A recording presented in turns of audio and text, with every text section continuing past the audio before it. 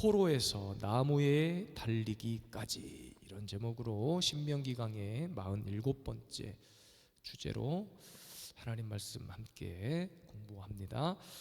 신명기서는 이스라엘 백성들의 가나안의 긴 여정을 담고 있죠. 그런데 우리가 매주마다 이렇게 신명기 말씀을 살펴보지만 모든 성경에 사실 그런 부분들이 많이 있어요. 아무리 생각해도 이해되지 않는 말씀들이 참 많습니다.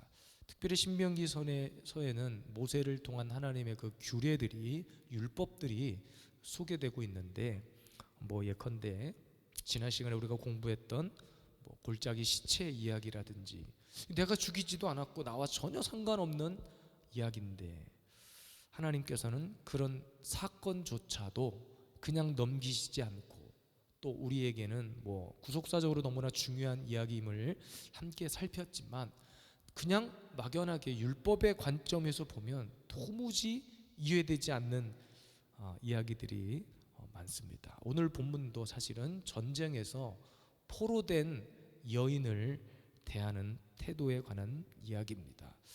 저도 여러 번 묵상을 하고 또 살펴보지만 솔직히 이해가 안 되는 이야기예요. 왜냐하면 하나님께서 모세를 통해서 정복 전쟁을 하는 가운데 가나안에 들어가서 해야 될 가장 중요한 규례 중에 하나는 악을 남기지 말고 제하라는 거예요. 특별히 우상 숭배들, 이방 신들, 이런 흔적들을 남기지 말라는 겁니다. 그러니까 어떤 전쟁에서도 하나도 남김없이 제하여 버려야 하는데, 오늘은 마치 우리가 전쟁에서 이겨서 전쟁 포로를 끌고 와서 그들의 인권 문제를 다루는 듯한 마치 그런 느낌을 가지고 있는 거예요. 물론 이 역시도 인간적으로, 이성적으로, 감성적으로 접근을 하면 사회적으로는 이럴 수 있구나라고 이해되지만, 복음이잖아요. 이거 복음이라고 하는 관점에서, 구속사적인 관점에서 도저히 이해가 되지 않는 말씀일 수 있어요. 성경에 그런 말씀이 한두 구절이겠습니까? 원수를 사랑해라. 원수를 어떻게 사랑해요? 나에게 피해를 피고 나를 죽이려고 달겨드는 원수를 어떻게 사랑하냐는 거예요. 100세 때 얻은 이삭을 제물로 바쳐라. 어떻게 이해가 되냐는 거예요. 십자가를 지신 주님, 거기까지는 이해가 되겠는데, 주님을 따르려거든 네 십자가를 지고 따라라. 머리로는 이해가 되죠. 근데 할 수 있어요? 우리가 십자가 지고 따를 수 있겠습니까? 그러니까 때로는 우리가 하나님의 말씀을 공부할 때 머리로는 알겠는데, 그래, 그럴 수 있어 라고 생각하는 단계까지는 가는데, 도무지 가슴으로는 이해되지 않는 것들이 참 많이 기록된 책이 성경인 것 같아요. 그래서 오늘 말씀도 마찬가지입니다. 우리가 머리로만 아는 수준에서 그것을 뛰어넘어야 되죠. 이해가 되면 다 좋겠지만, 우리가 사실 이해되는 것만 믿으려고 하면 얼마 못 갑니다. 힘들어서 너무 어렵고, 이해되는 것만 믿으려고 하면 이해 안 되는 게 더 많기 때문에 신앙생활이 너무 힘들어질 것 같아요. 사실 이해되는 것이 그렇게 많은 것도 아니에요. 그러나 모든 말씀의 키는 예수 그리스도에게 있습니다. 그래서 예수 그리스도로 풀면, 말씀 가운데 예수 그리스도를 발견하기만 하면 끝나는 거예요. 그러니까 아무리 이 세상이 거꾸로 가도 오직 예수의 진리만 붙들면 되는 겁니다. 전쟁에 포로된 오늘 여인의 모습을 통해서 그러면 하나님께서는 어떤 구속사적 메시지가 있고, 이 말씀 가운데 어떤 예수님의 모습을 발견하는가, 이것을 적용적으로 오늘 예수님은 나에게 어떻게 다가와 주시는가, 너무나 중요한 문제 같습니다. 단순히 또 성경 한 구절 연구했는가 보다가 아니라, 저도 굉장히 어렵게 또 말씀을 묵상하고 이런 부분 저런 부분을 찾다 보니 깨닫게 되는 부분들이 있는데, 오늘도 깨닫는 말씀이 오직 예수로 나타나고, 우리 삶 가운데 정말 나의 삶의 중심에 오직 예수만이 가득할 수 있도록, 채워줄 수 있도록 오늘도 말씀 가운데 깨닫는 저와 여러분들이 되기를 주님의 이름으로 축복합니다. 포로에서 나무에 달리기까지 어떤 말씀인가요? 첫째는 세 가지 중에 오늘은 한 가지 원리만 살핍니다. 포로된 여인을 집으로 데려가서 아내로 삼으라고 주님이 말씀하십니다. 우리 11절 본문 말씀 함께 읽겠습니다. 내가 만일 그 포로 중에 아리따운 여자를 보고 그에게 연연하여 아내를 삼고자 하거든 그를 내 집으로 데려갈 것이요 그는 그 머리를 밀고 손톱을 베고. 여러분, 고대 근동 당시에는 전쟁에 포로는 승전국이 승리한 그 나라의 노예가 되거나 특히 여성 포로들 같은 경우는 남자들의 어떤 성적인 그런 대상으로 단순히 여겨졌다 버려졌던 그런 사람들이었어요. 그런데 오늘 모세의 율법은 이 포로된 여성을 아내로 맞이하는 내용과 규례를 이야기하고 있어요. 사실 여기서도 이해가 되지 않습니다. 아니, 악을 다 제하라고 했는데 이제는 전쟁에서 데리고 온 포로인 여자를 감옥에 가두고 노예로 삼는 것도 아니고 아내로 삼으라는 거예요. 아내로. 그러니까 여러분, 우리가 아까도 말씀드렸지만 모세의 율법은 이스라엘이 정복한 땅을 우리는 영적으로 깨끗하게 청소하는 개념을 강력하게 주장합니다. 그리고 그것이 맞아요. 악은 모양이라도 버리라고 했습니다. 악과 타협할 수 없고 어떤 악이든지 보이면 꺾어버려야 돼. 불로 태워버려야 돼. 완전히 씨앗을 말려버려야 돼.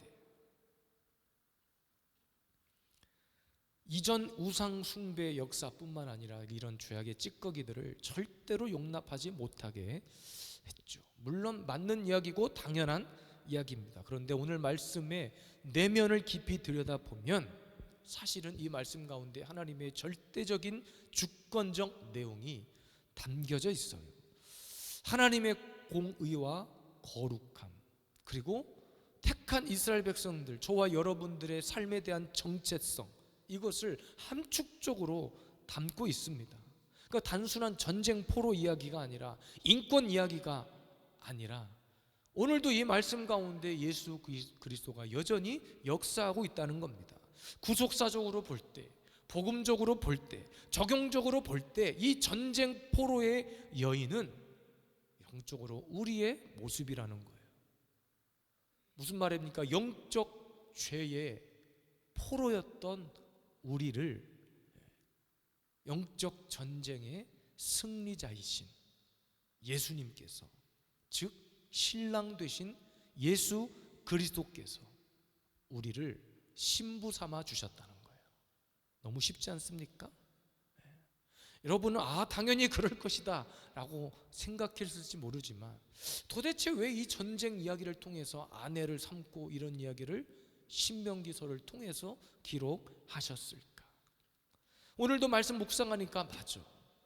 내가 죄의 노예로 평생 살다가 여전히 우리는 죄 앞에서 넘어지지만 그때마다 우리의 신랑 되신 예수님께서 찾아와 주셔서 나를 죄악의 구렁텅이에서 건져내 주셨을 뿐만 아니라 나를 신부로 단장시켜 주시고 나의 인생의 정체성을 송두리째 바꾸어 주신 분이 예수 그리스도라는 사실을 오늘 이 구약의 신명기 말씀을 통해서 이미 신약 이전에 수천 년 전에 기록된 이 구약의 말씀을 통해서 하나님은 말씀하고 있는 거예요. 그러니까 죄로 인해서 우리는 영원한 파멸로 갈 수밖에 없었지만 우리를 아내 삼아 주셨다는 거예요. 이것이 구속사적 하나님의 구원의 계획, 우리를 향한 구원의 엄청난 메시지를 담고 있다는 거예요. 사탄의 결박을 끊고 죄인된 우리를, 그러니까 단순한 전쟁의 전리품이 아니라 영광스러운 신부의 모습으로 재탄생시켜 주신, 그러니까 우리의 신분이 역전된 영광스러운 사건을 예표하고 있다는 거예요. 그 근거가 뭐냐면 오늘 본문 12절에 보니까 머리를 민다 그랬어요. 구약의 정결 예식을 보면 레위기 14장 19절에 이렇게 기록합니다. 함께 말씀 읽을까요? 일곱째 날에 그는 모든 털을 밀되 머리털과 수염과 눈썹을 다 밀고 그의 옷을 빨고 몸을 물에 씻을 것이라. 그리하면 정하리라. 그러니까는 단순히 여자를 포로로 잡았는데 아내로 삼을 때 너 오늘부터 내 아내 찜 이렇게 끝나지 않고 하나님의 말씀의 규례대로 그 여인의 머리를 밉니다. 이것은 이미 레위기 정결 예식에서 이야기한 우리의 영적 신분, 더러워진 죄악의 모습을 깨끗이 씻어내는 영적 작업과 같은 거예요. 또 설명드리면 오늘 말씀 12절에 보니까 손톱을 벤다 그랬어요. 마찬가지입니다. 당시 고대 근동 시대에는 머리털 다음으로 우리 신체에서 가장 중요하게 여겼던 부분이 바로 손톱이었으니까 함부로 손톱을 베거나 자르지 않았습니다. 그러니까 이런 손톱을 깎았다는 것은 마치 머리털을 미는 것과 같이 우리의 외면적인 사람의 외면의 변화를 통해서 이제는 이방인으로서의 이전 생활을 내가 완전히 청산하겠다. 내가 예수님을 만난 이후로는 다시는 과거의 그런 죄악의 모습에 얽매이지 않겠다. 예수의 피로 완전히 나를 새롭게 씻어내겠다. 지금 그 이야기입니다. 한 가지 더 말씀드리면 오늘 본문 13절에 보니까 포로의 의복을 벗겼다 그랬습니다. 포로의 의복. 아이고 아리따운 여인의 옷을 홀랑 벗겼나? 그 말이 아니라 성경에서 기록된 의복과 관련된 것은 우리의 행실을 뜻해요.